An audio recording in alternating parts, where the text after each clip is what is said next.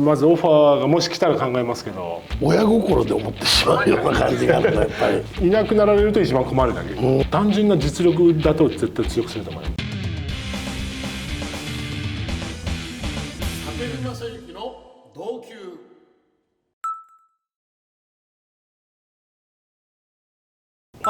最近の、松井さんのお話なんですけども、なかなかこう日本のメディアでお見かけすることが減ってきたので、最近の松井さんが何をされているかというところで、ニューヨークに在住されていると思うんですけども、最近ってどんな生活をされてるんですか？そう、それはちょっと聞きたいけど言いたくないよね。ほとんど子供のもう運転手ですよ、僕。運転手。学校の送り迎えアッシーしてるんだ。アッシーです、はい、もう将来請求してやろうかなと毎日運転手してますでもほとんど日本に帰ってくることはないんでしょう？年に数回は帰って何日ぐらいですか？1ヶ月ぐらいいるなんてことないんでしょう？そんなはないですね。やっぱそんなには帰れないんで。2週間ぐらい？1週間10日ぐらいですかね。うわ、もう何ですか、ニューヨークの生活の方が楽ですか？難しいところ、どっちもやっぱり一長一短があって、やっぱ日本戻ってくると戻ってきて、やっぱ日本いいなと思いますやっぱり。はい、こんな本当子供みたいな質問なんだけど、テレビは日本のあれを衛星で入れたりして見ることあるんですか？日本のテレビ。日本のテレビチャンネルがあるんですよね。契約すれば。ほとんどが NHK の番組なんですけど、民放のドラマとか。それで見ますんで、ニュースはかなりそのまま流れてくるわけだ。ということは日本の出来事っていうのは意外にリアルタイムでニュースは見ることができるわけなんですね。タイガース日本一ちゃんと見ますよ。ありがとうございます。今ヤンキースで GM 特別アドバイザーを務めていると思うんですけども、なんかどんな活動というかどんなお仕事？基本的にはそのマイナーリーグにね行ってその若い選手見て、リポートをするっていうね、直接アドバイスすることもあるんですけど、コロナになるまではかなりの結構行ってたんですけど、その後マイナーリーグまず 1年間全くなくなってましたもんね。でその後もその球場に入れる人数が制限されるから、それ以降はもうあまり行けなくなって、ですから今はもうほとんどどちらかというともっと違う仕事ね、球場に行って OB としてお客さんであったりとかね、掛布さんみたいな仕事してるんですよ。本当？掛布さんそんな仕事じゃないですか。なんかもう僕はスポンサーにあったりとかそういうことじゃないですか。あるある、それはある、ある。そういうことが結構多いですかね。そうなんだ。なんかこうもっと日本にいてほしいなと思うんだけどもうちょっと日本のメディアにも出てもらいたいな。いや呼ばれないですから。いやだからなんかいろいろ松井さんの言葉でいろいろ日本の野球に対してのなんかコメントみたいな発信してもらいたいな。今の巨人はどうだみたいな。いやでもね、同級生の息子が今、そうですね、安倍晋之助監督は、これは松井さんも安倍新監督に関しては非常に気になるところでしょ。気になりますね。成功してもらいたいでしょ。もちろんそりゃそうですよ。で臨時コーチなんていかないですか、巨人？どうですかね。まずオファーがもし来たら考えますけど。でも本当に新しい巨人として、いいチームを安倍監督には作ってもらいたいですよね。もちろんですね。原さんがあれだけのね実績残されて、その後また大変だと思いますけど、また彼のね、カラーを出してね、彼のやりたい野球ね、やりたいような指揮をしてもらいたいなと思いますね。ぜひ後押ししてあげてくださいよ。もちろんですよ。応援してますよ。僕もだからすごく子供の頃から知ってるんで、阪神 OB なんだけど、来年の巨人、安倍巨人っていうのはなんかもう一番気になるチームで、いい形で1年間戦ってほしいなって親心で思ってしまうような感じがあるのやっぱり。それはね、子供のチームメイトのこんな時から知ってるから、ちょっと今までのその感じと違うんだよね、安倍監督に対するちょっと身内感が出ちゃう。なんかそうなの。今の巨人の4番というと岡本さんなんですけども、今シーズン自己最高の41本て、6年連続30本を記録したと。でその岡本和真選手を松井さんってどういうふうに見てるか。これ気になるな。実績はもうね、もう素晴らしいよね。素晴らしいと思いますよ。素晴らしい。だからもう打線のね、もう大きな柱、ね、4番バッターですから、注文することは何もないですかね。だからむしろ先ほどの話と一緒ですけど、元気に出続けるだけで。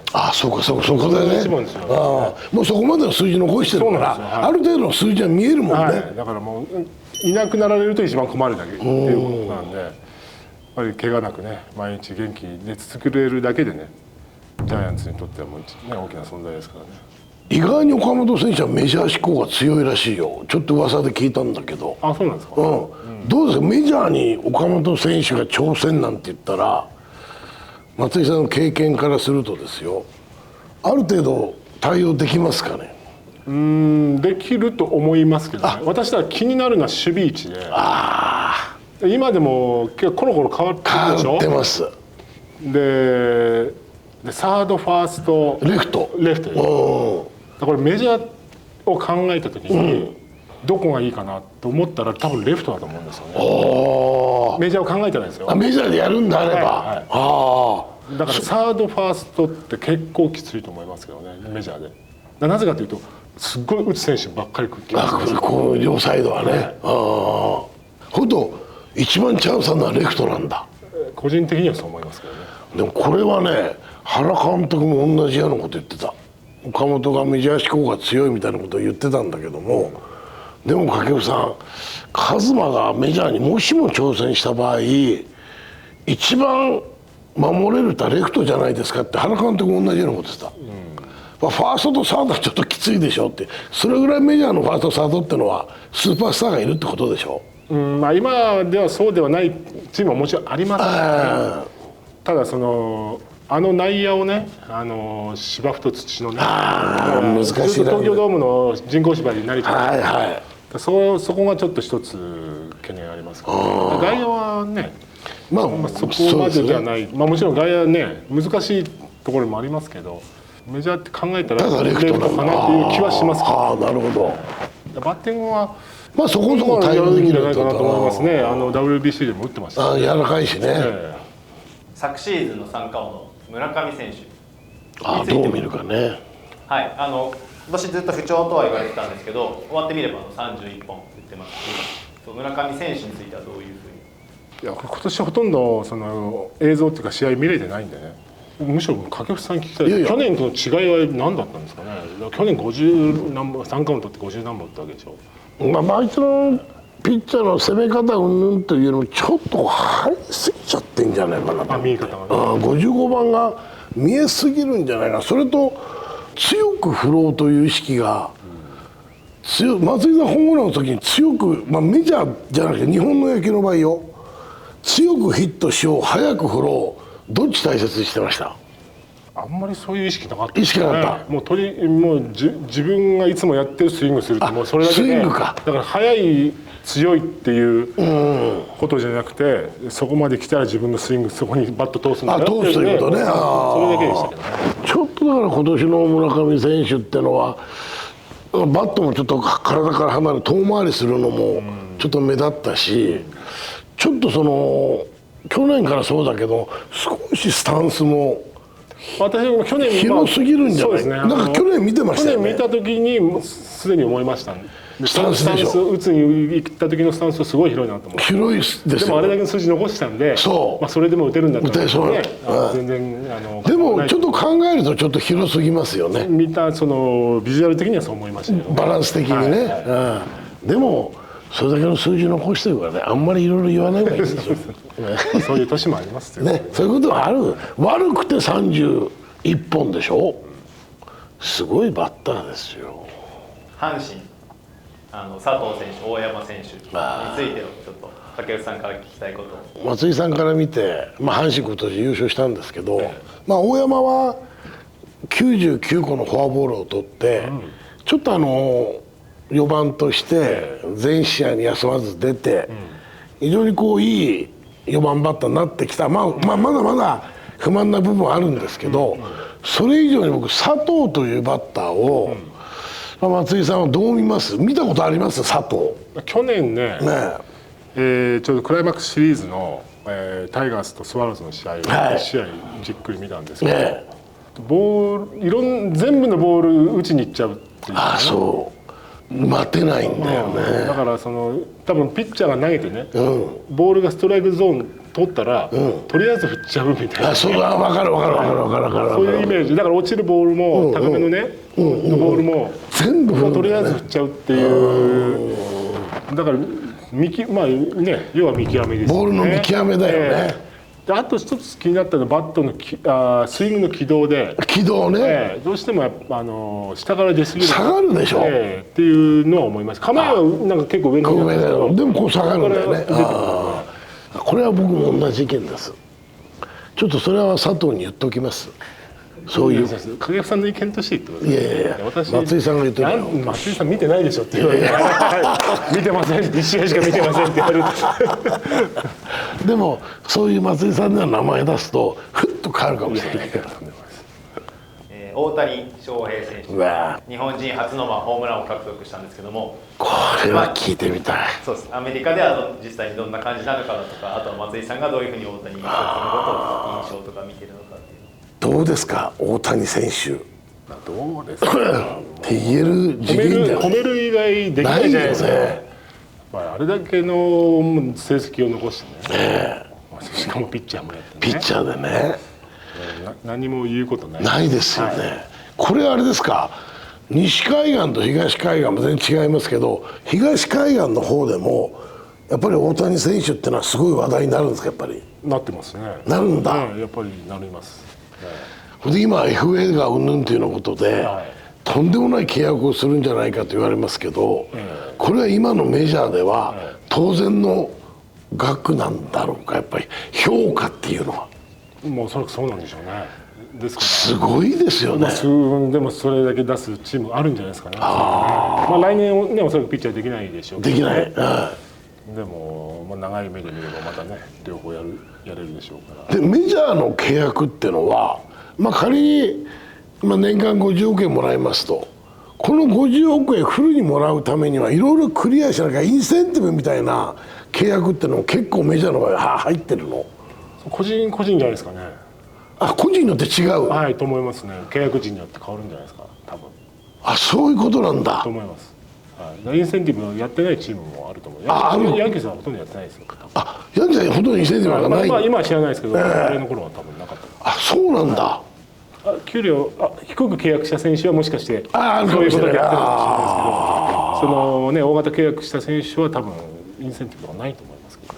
今非常にピッチャー、日本のピッチャーってメジャーに挑戦していくピッチャー多いですけども、これはある程度日本のピッチャーのレベルの高さは WBC なんかを見られて感じます。やっぱり感じますね。やっぱ感じる。通用しますよね。単純な実力だと絶対通用すると思います。ただどうしても調整しなくちゃいけない部分もあると思いますけど、マウンドやね、マウンド硬かったり、あと先発で中4日でしょ、中4日で回さなきゃいけない、あと実際行ってみたら同じようなねトレーニングを向こうでできるかとか、あと移動も長いですしね、時差あるし気候も全然違いますし、食事はやっぱ松井さん、結構日本食っていうのは食べなきゃダメなタイプですか？そこまで気にしなかった。気にしなかった。私の場合ニューヨークだったんで、いろいろあるから。ニューヨークは結構ニューヨークにいる分にはほとんど問題なかった。なるほどね。大体何でもありましたけど。大谷選手に言うことはないとのことだったんですけど、何がすごいかっていうのは、例えば技術的な面であったりとかプレースタイルとか、その大谷選手の何がすごいかっていうのをちょっと教えていただきたいなと。私は野手なんでどうしても打つ方を見ちゃいますけど、打ち方としてちょっと難しい打ち方してると思いますね。してるよね、してる。ででもパワー、速さね、パワーとやっぱりスイングの速さがあるから対応できると思いますよ。ほとんど最終的にはノーステップみたいな形で、そう最初にストップパッとしてかかとのこれだけだもんね。であれだけの飛距離が出せるんで、やっぱりパワーがあって体の力があってこその打ち方だと思う。でも見てていいなって思うのは、例えば三塁側から見るでしょ、トップの位置はやっぱ好きですね。こうやってね、やっぱあそこにあるから、向こうにも行けるんだよね。まあ、影山さんもそうでしたけど、そうこの距離を取れるんだよね。まあでもね本当松井さんが何も言えないわけだから僕は言えません。それでとんでもないですよ。いやいいじゃない。言ってくださいよ。いやいいじゃない私は解説者じゃないですよ。いやいやいやいや、ね、松井さん本当今日はありがとうとんでもないです。ございましたこちらこそありがとうございます。石川県もしも戻るようなことがあった時に、大道工業は忘れないでください。